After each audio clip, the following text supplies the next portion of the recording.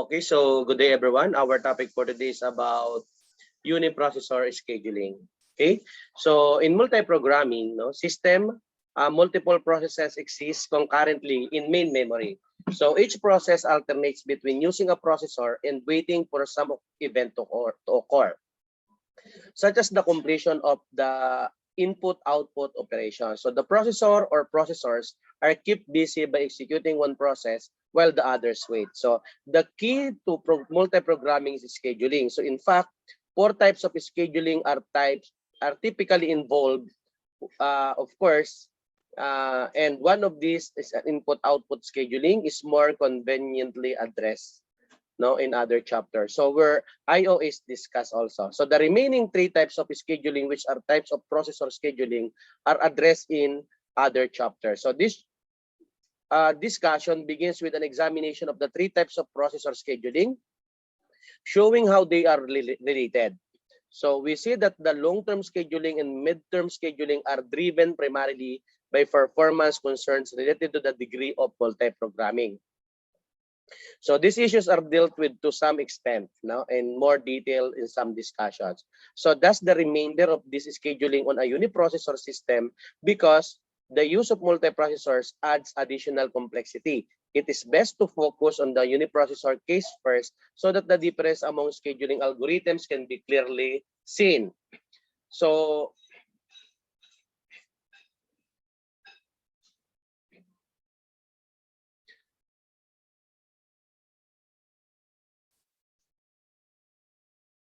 okay, so now I will share to you a video presentations about the uniprocessor scheduling 9 editions by William Stallings. So operating system, internal, and design principles.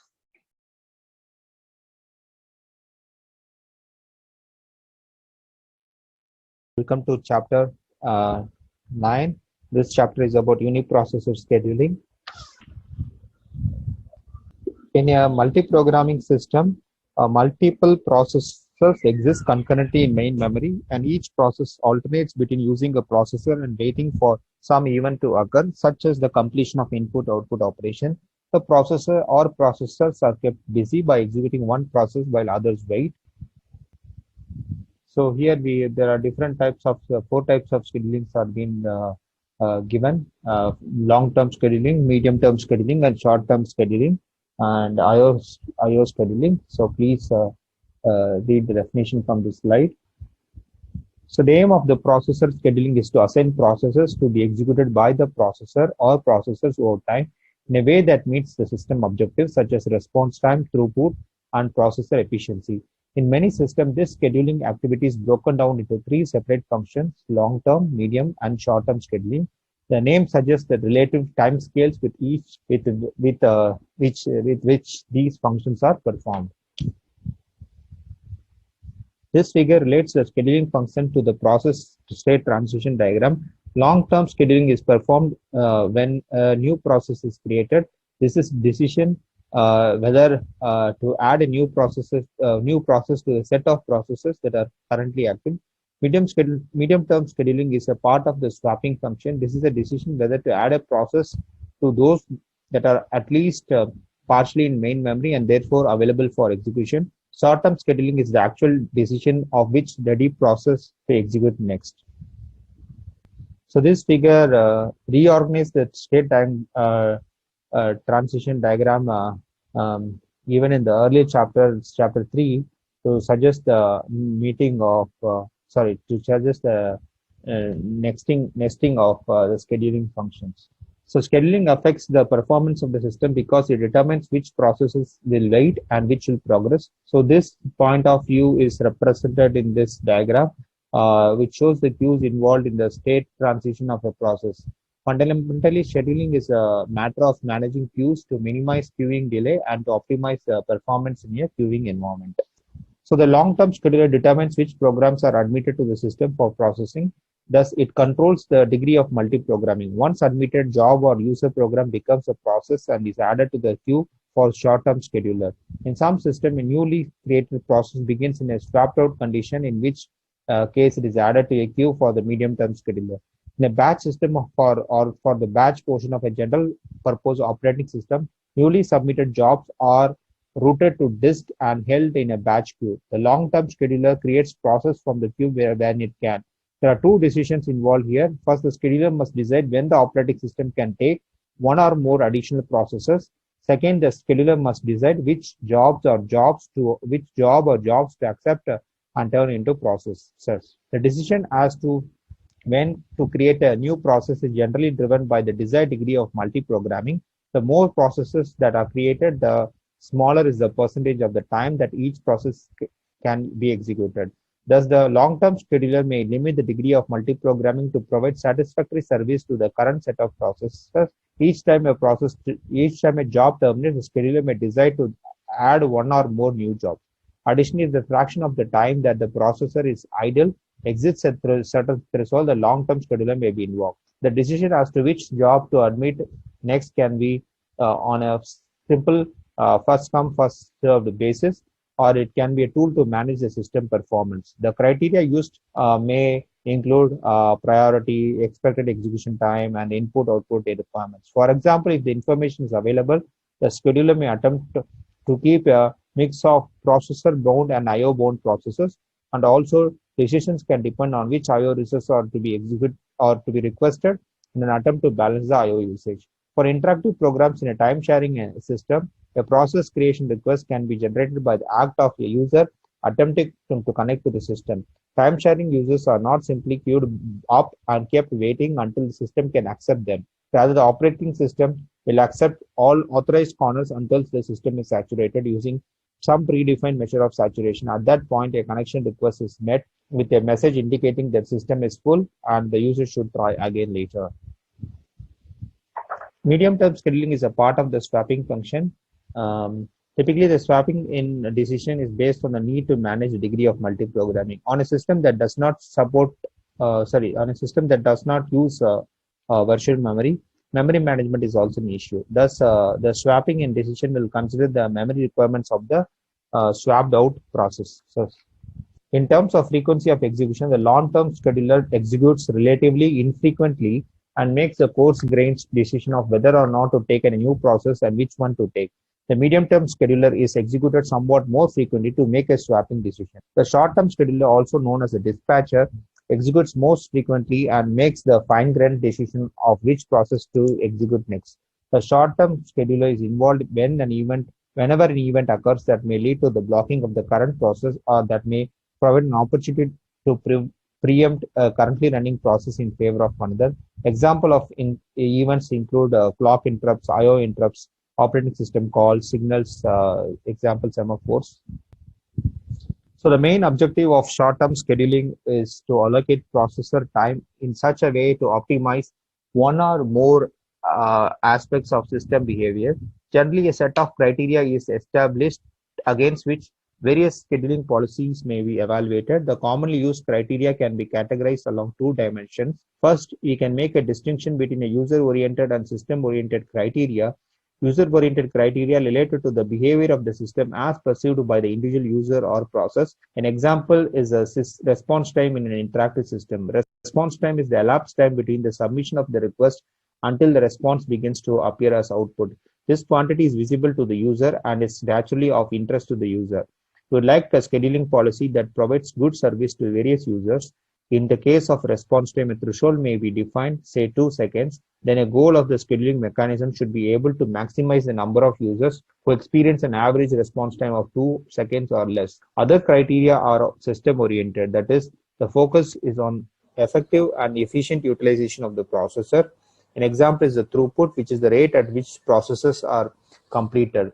This is certainly a worthwhile measure of system performance and one that we would like to maximize. However, it focuses on the system performance rather than service provided to the user. Thus, the throughput is of concern to a system administrator but not to the user population. Whereas user-oriented criteria are important on virtually all systems, system-oriented criteria are generally of minor importance on a single user systems.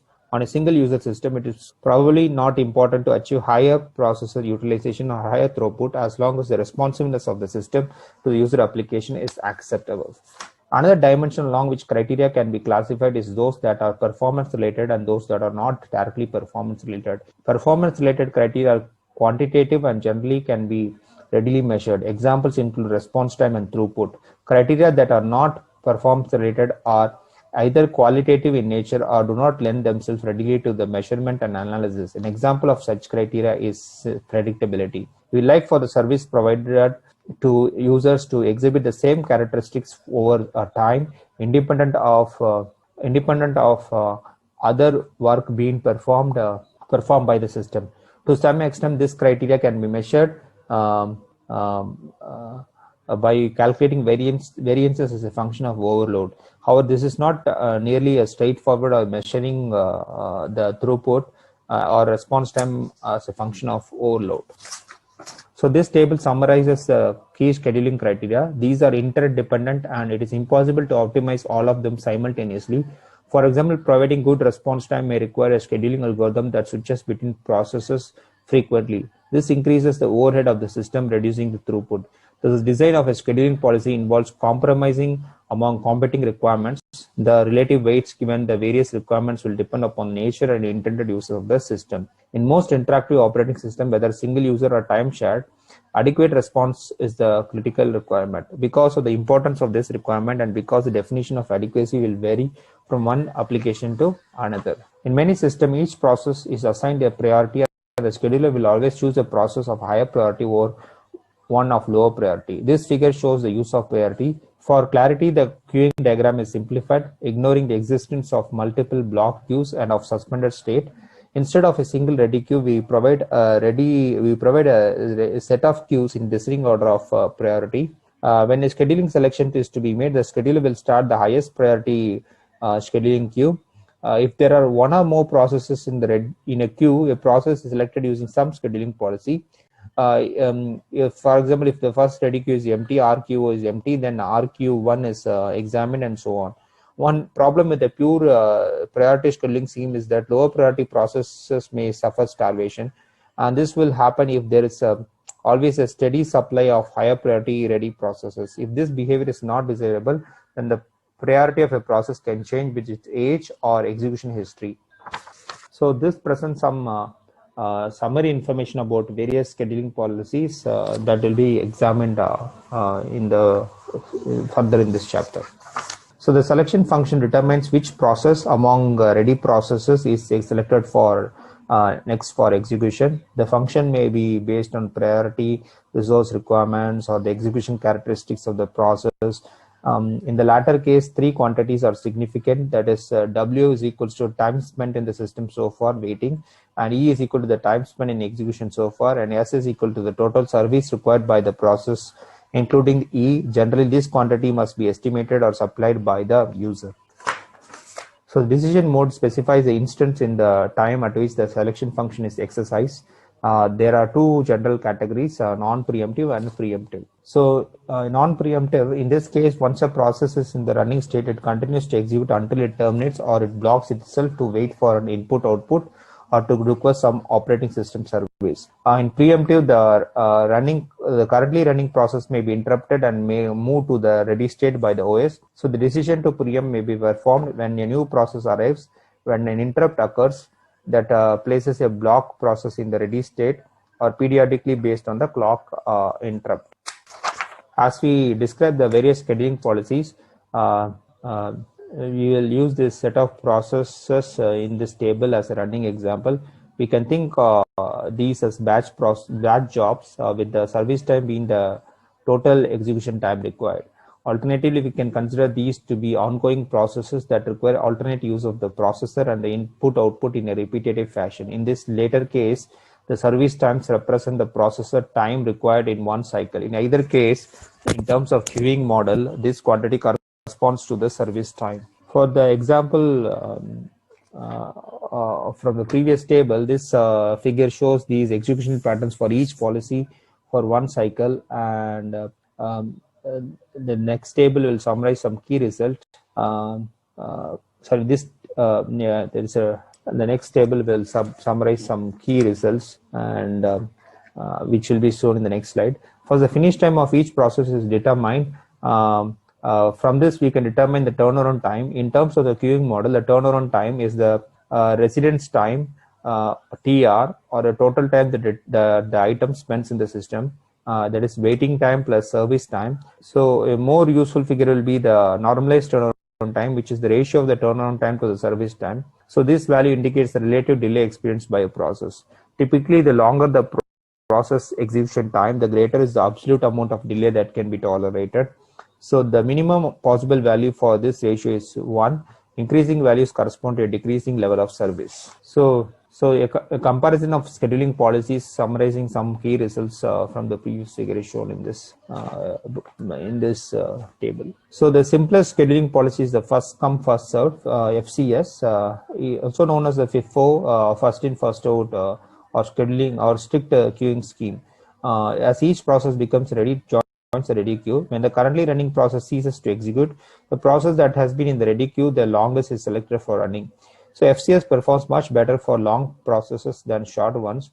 Another difficulty with first come first served is that it tends to favor processor bound processes or IO bound processes. Consider that there is a collection of processes, one of which mostly uses processor, that is processor bound, a number of which favor IO bound.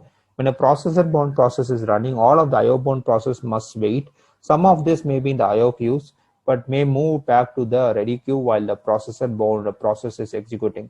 At this point, most or all of the IO devices may be idle, even though there is a potentially work for them to do. When the currently running process leaves the running state, the ready input output processes quickly move through the running state and becomes blocked on the IO events. The processor bound is also blocked. The processor becomes idle. Thus, the FCS may result in inefficient use of both the processor and the IO devices.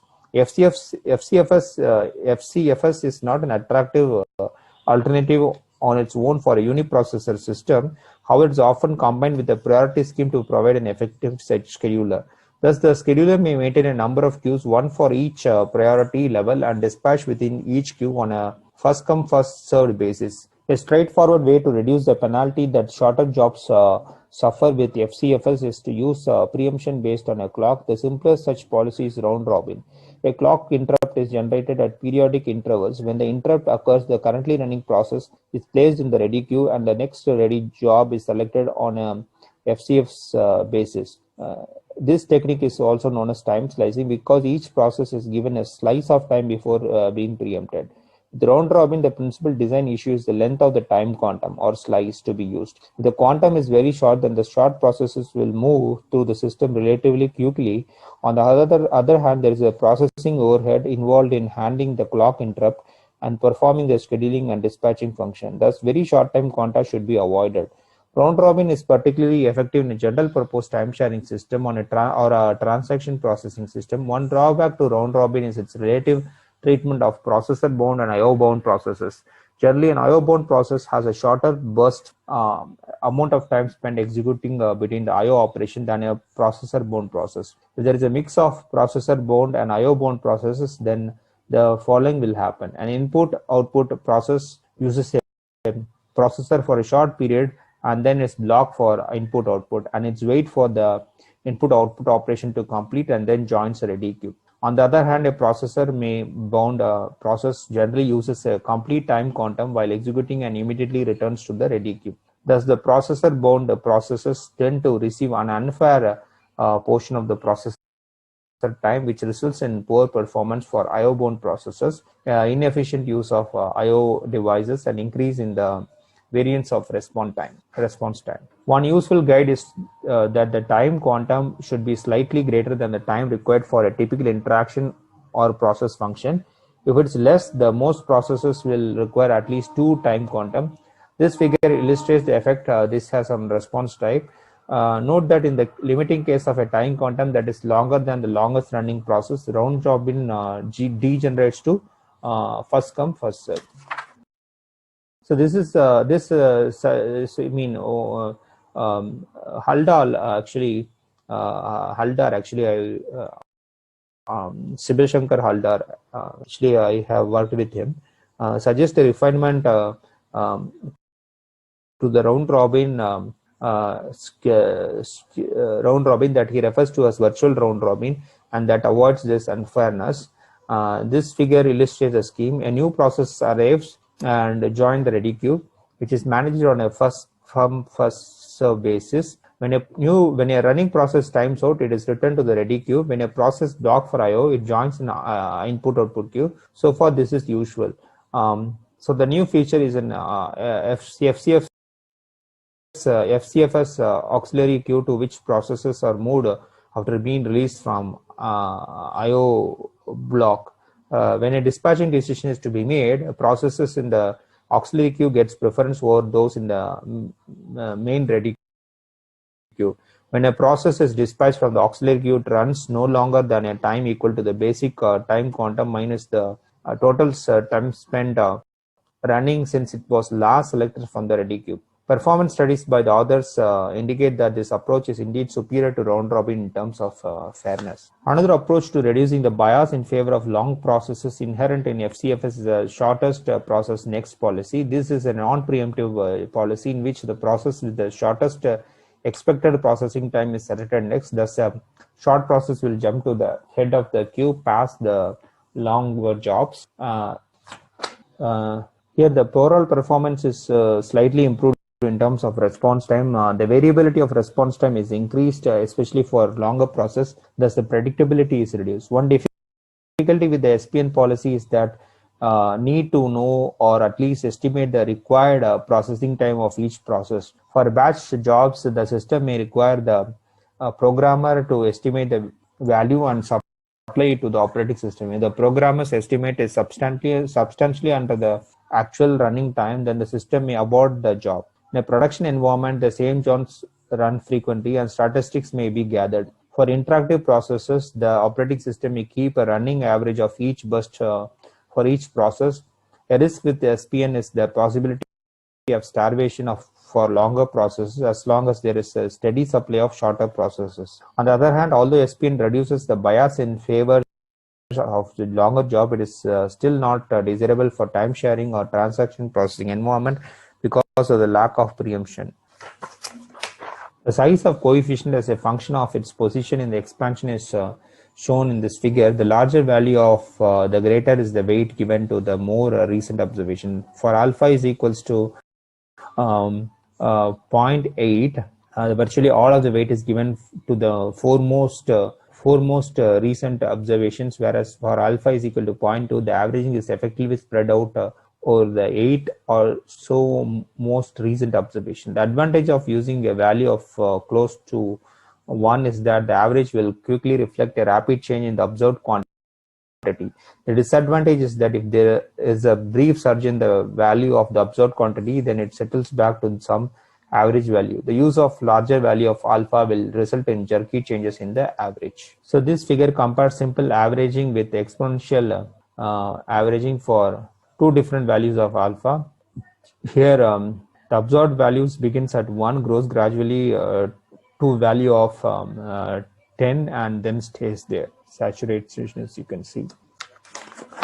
While here, the observed value begins at 20 and declines gradually to 10 and then stays there. In both cases, we start out the estimate of S1 is equals to 0. This gives the greater priority to new process. Note the exponential average tracks changes in process behavior faster than the simple averaging, than that larger values of alpha results in a more rapid reaction to the change in the observed value. The shortest remaining time policy is a preemptive version of SPN. In this case, the scheduler always chooses the process that has shortest expected remaining processing time. When a new process joins the ready queue, it may in fact have a shorter remaining time than the currently running process. Accordingly, the scheduler may preempt the current process when new process becomes ready. As with SPN, the scheduler must have an estimate of processing time to perform the selection function and the risk of starvation of longer process. SCRT does not have the bias in favor of longer processes found in FCFS. Unlike round robin, no additional interrupts are generated, reducing overhead. On the other hand, elapsed service times may be recorded, contributing to overhead. SRT should also give superior turnaround term performance to SPN because a short job is given immediate preference to running a longer job. You can refer to the table 9.5 that we have used the normalized turnaround time, which is the ratio of the turnaround time to the actual service time as a comparison. For each individual process, we would like to minimize this ratio, and we like to minimize the average value for all processes. In general, we cannot know ahead of time what the service time is going to be, but we can approximate it either based on the past history or some input from the user or a configuration manager. Thus, our scheduling rule becomes the following. When the current process completes or is blocked, choose the ready process with greater value of R. This approach is attractive because it accounts for the age of process. While the shorter jobs are favored, aging without the service increases the ratio so that longer process will eventually get past competing shorter jobs. As with SRT and SPN, the expected service time must be estimated to use the highest response ratio next. If you have no indication of the relative length of various processes, then none of the SPN, SRT, and HRRN can be used. Another way of establishing a preference for shorter job is to penalize the jobs that have been running longer. In other words, if you cannot focus on the time remaining to execute, let us focus on the time spent in execution so far. The way to do this is as follows. Scheduling is done on a preemptive basis, and a dynamic priority mechanism is used. When a process first enters the system, it is placed in the ready queue 0. So please refer to the figure in 9.4. After its first preemption, when it returns to the ready state, it is placed in the RQ1. Each subsequent time that it's preempted, it is denoted to the it is demoted to the next lower priority queue. The short process will complete quickly without migrating very far down the hierarchy of ready queues. A longer process will gradually drift downward. Thus, new shorter processes are favored over a older, longer process. With each queue, expect the lowest priority queue. A simple first come first served mechanism is used. Once in the lowest priority queue, a process so in the low priority queue, a simple first come first mechanism is used, right? So this figure illustrates the feedback scheduling mechanism by showing the path that a process will follow through various queues. So this approach is known as multi-level feedback, meaning that the operating system allocates the processor to a process, and when the process blocks or is preempted, feeds it back into one of the several priority queues. So the number of variations in this scheme, a simple version is to perform preemption in the same fashion as for round robin at periodic intervals. This example shows this for a quantum of one time unit. Note that in this case, the behavior is similar to round robin if the time quantum of q is equals to 1. Even if allowance for greater time allocation at lower priority, a longer process may still suffer starvation. A possible remedy is to promote a process to a higher priority queue after it spends a certain amount of time waiting for service in its current queue. The performance of various scheduling policies is a critical factor in the choice of a scheduling policy. However, it is impossible to make a definite comparison because relative performance will depend on a variety of factors, including the probability distribution of service times of various processes, the efficiency of the scheduling and the context switch mechanisms, and the nature of the input-output demand and the performance of the input-output subsystem.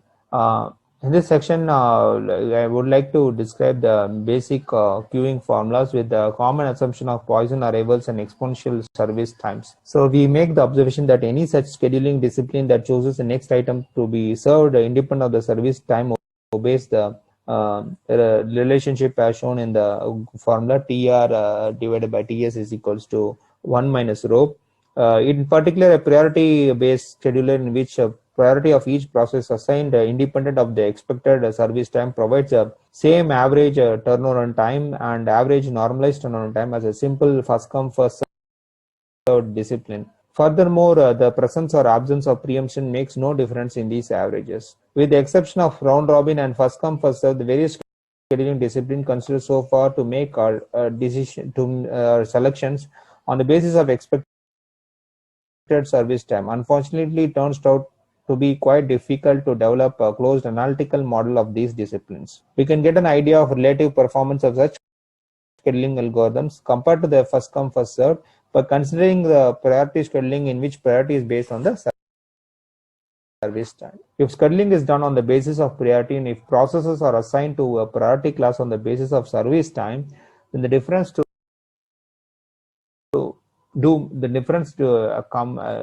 difference also merge, right? So this table shows the formulas that results when we assume two priority classes with different service time for each classes. So in the table, we have the arrival rate. These results can be generalized to any number of priority classes. There's a formula differ for non-preemptive versus preemptive scheduling. So in the latter case, it is assumed that a lower priority process is immediately interrupted when a higher priority process becomes ready.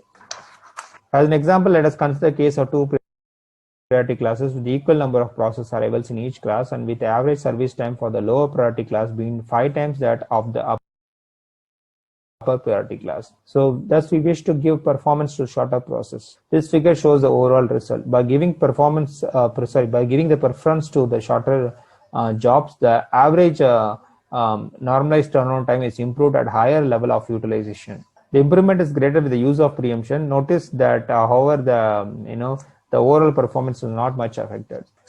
So significant difference emerge when we consider two priority classes separately. This figure shows the result of higher priority, shorter processes. For comparison, the upper line on the graph assumes that the priority are not used, but that we are simply looking at the relative performance of that half of all processes that have the shortest processing time. The other two lines assume that these processes are assigned a higher priority. When the system is run using priority scheduling without preemption, the improvements are significant, and they are even more significant when preemption is used. This figure shows the same analysis for the lower priority, longer processes. As expected, such processes suffer a performance degradation under priority scheduling. Some of the difficulties of the analytical modeling are overcome by using discrete event simulation, which allows a wide range of policies to be modeled. The disadvantage of the simulation is that the results of a given run only apply to that a particular collection of processes under the particular set of assumptions, and nevertheless useful insights can be gained. The results of one such study are reported in one paper. The simulation involved 50,000 processes with an arrival rate of lambda is equal to 0.8 and average service time of TS is equals to 1. This assumption is that the process utilization is equal to rho is equals to lambda multiplied by TS is equals to 0.8. So we are only measuring only one utilization point. To present the results, processes are grouped into service time percentiles, each of which has 500 processes. Thus the 500 process with the shortest service time are in the first percentile. With these eliminated, the remaining 500 processes with the shortest service time are in the second percentile, and so on. This allows us to view the effect of various policies on the processes as a function of the length of the process. So this figure shows the normalized turnaround time. So this figure shows the average waiting time. Looking at the turnaround time, we can see that the performance of FCFS is very unfavorable, with 1/3 of the processes having a normalized turnaround time greater than 10 times the service time. Furthermore, these are short processes. On the other hand, the absolute waiting time is uniform, as is to be expected because scheduling is independent of the service time. This figure shows round robin using a quantum of 1 time unit. Except for shorter processes which execute in less than 1 quantum, round robin yields a normalized turnaround time of about 5 for all processes, treating all fairly. Shorter process next performs better than round robin except for the shortest processes. Shortest remaining time, the preemptive version of shortest process next performs better than SPN except for the longest 7% of all the process. We have seen that among non-preemptive policies, FCFS favors longer processes and shorter SPN favors shorter ones. Highest response ratio next is intended to be compromised between these two effects, and this is indeed confirmed in the figure. Finally, the figure shows the feedback scheduling with fixed uniform quanta in each priority queue. As expected, the feedback scheduling performs quite well for shorter processes. All of the scheduling policy discussed so far treat the collection of ready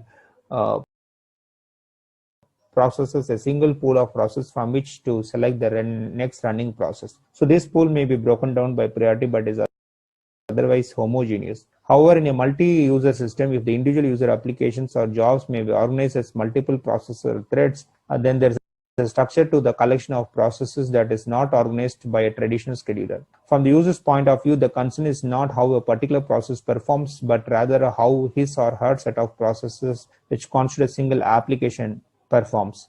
Thus, it would be attractive to make a scheduling decision on the basis of these process sets. This approach is generally known as fair share scheduling. Further, the concept can be extended to groups of users even if each user is presented by a single process. For example, in a time-sharing system, you might wish to consider all of the users from a given department to be the members of the same group. Scheduling decision could then be made that attempt to give each group similar service. Thus, if a large number of people from one department log onto the system, we would like to see the response time degradation primarily affects the member of that department rather than the user from other department.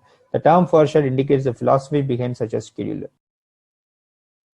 Each user is assigned a weighting of some sort that defines the user's shares of the system resources as a fraction of the total usage of those resources. In particular, user is assigned to a share of the processor. Such a scheme should operate in a more or less linear fashion, so that if user A has twice the weighting of user B, then in the long run, user A should be able to do twice as much as work as user B. The objective of fair share schedule is to monitor usage to give fewer resources to users who have had more than their fair share and more to those who have had less than their fair share. You can refer to this formula. So, fair share scheduler, I'm not going to discuss. You can read from the book, and the following formula basically apply for process I and J. So basically, scheduling is done on the basis of priority, which takes into account the underlying priority of process, its recent process usage and the recent processor usage of the group to which the process belongs. So the higher the numerical value of the priority, the lower is the priority. So each process also assigned a base priority. The priority of a process drops as the process uses the processor, and as the group to which the process belongs uses the processor. In the case of group utilization, the average is normalized by dividing the weight of that group. The greater the weight assigned to the group, the lesser the utilization will affect its priority. So this is an example in which a process A is one group and process B and C are in the second group, with each group having its weighting of 0.5. Assume that all the processes are process bound and are usually ready to run. All the processes have a base priority of 60.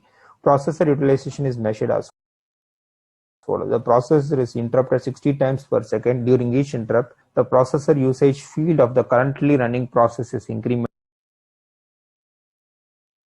as with the corresponding group processor field. Once per second, priorities are recalculated. In the figure, process A is scheduled first. At the end of 1 second, it is preempted. Process B and C now have the higher priority, and process B is scheduled. At the end of the second time unit, process A is the highest priority. Note that the pattern repeats. The kernel schedules the processes in the order A, B, A, C, A, B, and so on. Thus, the 50% of the processor is allocated to process A, which constitutes one group, and 50% to processes B and C, which constitutes another group. So the traditional Unix scheduler employs multi-level feedback using round robin within each of the priority queues. The system makes use of 1 second preemption. That is, if a running process does not block or complete within 1 second, it is preempted. Priority is based on the processor type and execution history. So the priority of each process is recomputed once per second, at which new scheduling decision is made. The purpose of the base priority is to divide all the processes into fixed bands of priority levels. The CPU and the NICE components are restricted to prevent a process from migrating out its assigned band. These bands are used to optimize access to block devices, example disk, and to allow operating system to respond quickly to the system calls. So in decreasing order of priority, the bands are swapper, block input-output device control, file manipulation, character input-output device control,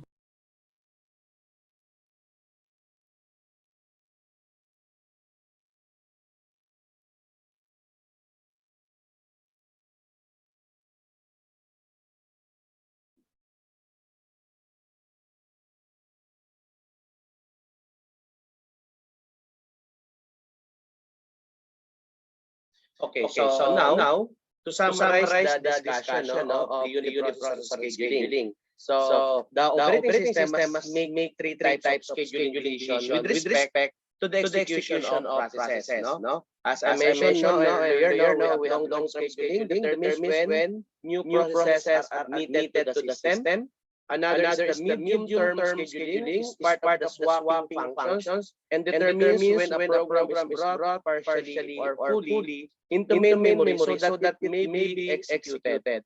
And short-term scheduling determines which ready process will be executed next by the processor. And this actually chapter focuses on the issues relating to the short-term scheduling. So a variety of criteria are used in designing the short-term scheduler. Okay, so and this will be the review questions for this chapter. Now, again, as I mentioned earlier, some of the criteria relate specifically to quantitative measures of performance, while others are more qualitative in nature. So from a user's point of view, response time is generally the most important characteristic of a system. While from a system point of view, throughput or processor utilization is important. So again, a variety of algorithms have been developed that has been waiting the longest, or a variety of algorithms have been developed for making the short-term scheduling decisions among all already processes. So we have the first come first serve, select the process that has been waiting the longest for service. The round robin, use time slicing to limit any running process to a short burst of processor time and rotate among all already processes. Shortest process next. Select the process with the shortest expected processing time and do not preempt the process. Shortest remaining time, select the process with the shortest expected remaining process time. So a process may be preempted when another process becomes ready. We have also the highest response ratio next. Base the scheduling decision on an estimate of normalized turnaround time. And feedback. So establish a set of scheduling queues and allocate process queues based on execution history and other criteria. So the choice of scheduling algorithm will depend on expected performance and on implementation complexity. So I think that's it. And thank you for attending our class. Mabuhay and keep safe always, everyone.